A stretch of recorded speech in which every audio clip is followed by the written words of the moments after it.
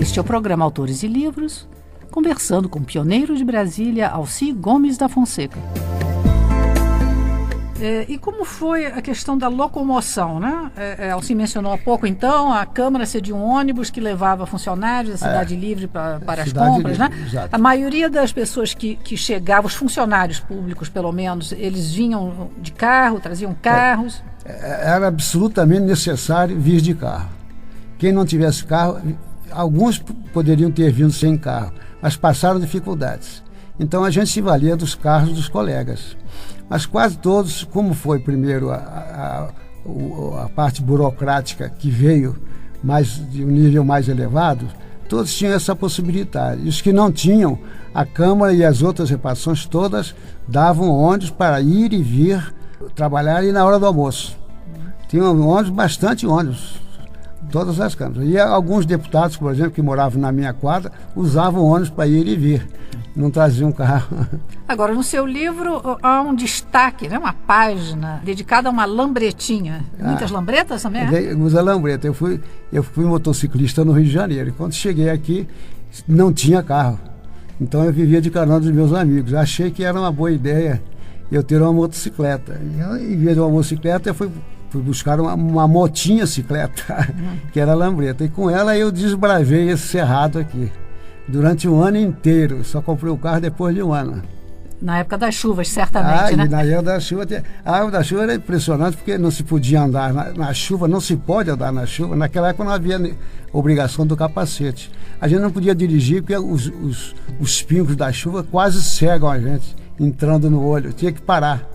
E aqui em Brasília tem esse negócio. Tem sol no período, num trecho, no outro trecho não tinha, e eu acho que ainda hoje é assim. E a gente ficava desprevenido. Há um episódio também interessante, narrado em sua história, que é das pessoas que levavam vassouras, né, praticamente, aonde iam para tirar poeira. A poeira dominava a cidade. As repartições, a rua, a nossa casa, etc.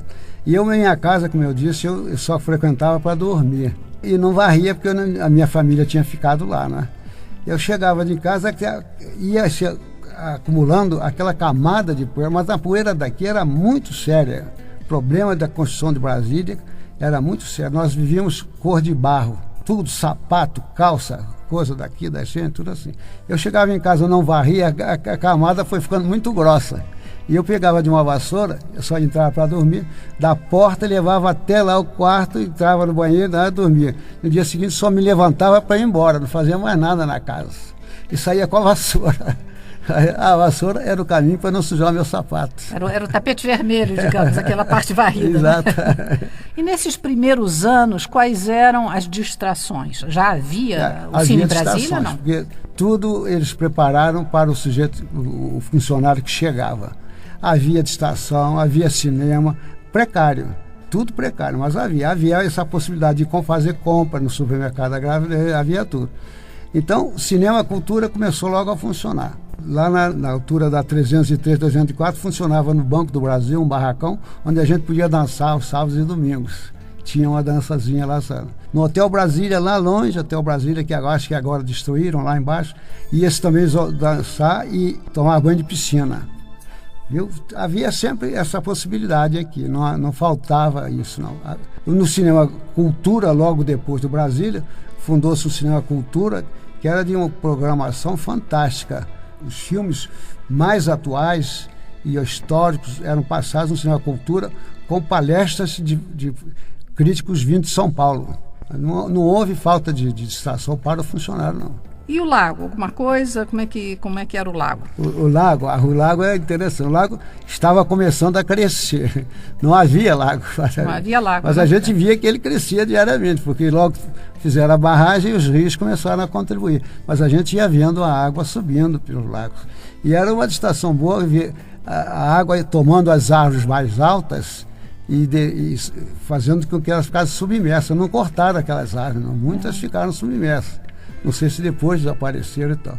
E a gente acompanhava das margens, que era um passeio, andar pelas margens, para ver nada, ou para ver só a água subir. E a gente acompanhava diariamente, ela subia um pouquinho mais. Aí havia aquela distração de chegar lá, marcar assim, a água hoje veio até aqui, amanhã a gente volta a ver um graveto.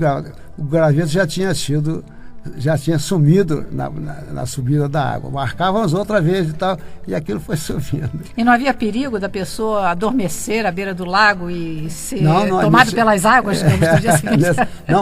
Não era uma subida violenta, não. Não, era bem lenta. Era, como eu digo, de um marco de 50 centímetros para outro dia, era um marco de 50 centímetros, só que crescia. De 2 em 3 dias. Era muito lenta mesmo. Já havia alguma ponte, não? Alguma ponte, havia aquela que vai dar lá no Salomão.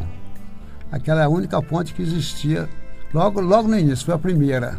Só se podia ir para o aeroporto, para Paranoá, através daquela ponte. Daquela ponte, né? Senão tinha que se dar uma volta muito grande. E aquela foi a primeira ponte que se fez. Qual é a maior modificação que o senhor vê nesses 50 anos de Brasília? É claro que não havia nada, agora há tudo, mas no espírito, né? Espírito também, né? A modificação foi extraordinária. O que eu vi era um cerrado, barrento, e inexistindo completamente qualquer sociedade ali. Ninguém morava aqui. E de repente fizeram as quadras estavam já feitas, traçadas, mas não havia planta, não havia canteira, era barro. O meu prédio era em cima do barro, não tinha calçada.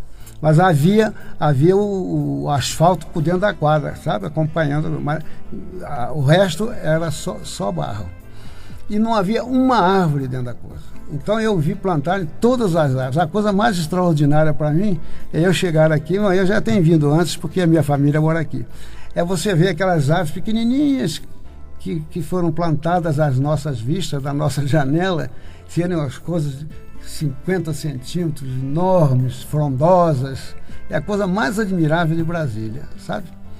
E quanto às pessoas, o gênero das pessoas, deixou de ser uma aventura, deixou de ser também uma alegria, passou a trazer todos os problemas de uma grande cidade.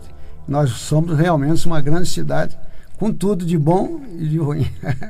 Em termos financeiros, todos os funcionários que vieram cedo aqui se tornaram ricos. Aqui foi a grande esperteza do Juscelino. Em primeiro lugar, ele deu vencimento em dobro. Durante 2 anos, os funcionários tiveram vencimento em dobro. Facilidade para comprar terrenos? Tudo, comprou. Muitos colegas saíram, os que vieram para ficar aqui, foram para a Cidade Livre fazer compra, para o Gama, para o Taguatinga. Muitos se tornaram proprietários, alguns compraram. Eu tinha um terreno na Península Norte, eu tive que vender depois. Mas não era nada e tornou-se um negócio valorizadíssimo, como é o da Asa Sul também. Então, quem pôde, que teve visão, comprou esse terreno. Muitos colegas meus compraram. Alci Gomes da Fonseca termina dizendo: o futuro, né, de Brasília é deles, mas o passado, de onde se erigiu o presente, ora em festa iluminada, foi nosso. Exato. Eu pergunto ao Alci onde é que o Rádio Ouvinte pode encontrar o seu livreto ou alguma informação a respeito. Tem algum site? Não? Eu tenho um site aqui no meu livro mesmo, que eu posso anunciar. O meu site e também o log, mas o log ainda está meio vazio. Mas o meu site é Alci G. Fonseca, não é mais esse, é alcigfonseca@gmail.com. Esse aqui é o meu site. Muito obrigado, então, Alci Gomes Fonseca, e parabéns, ao seu espírito de aventura e a resistência, né? Resistência. Foi necessária. Foi necessária, né?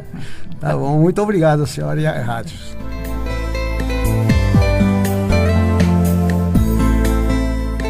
Acabamos de conversar com o pioneiro de Brasília, Alci Gomes da Fonseca, autor do livreto A Tomada de Brasília. O programa Autores e Livros se despede. Até breve e fiquem com os livros.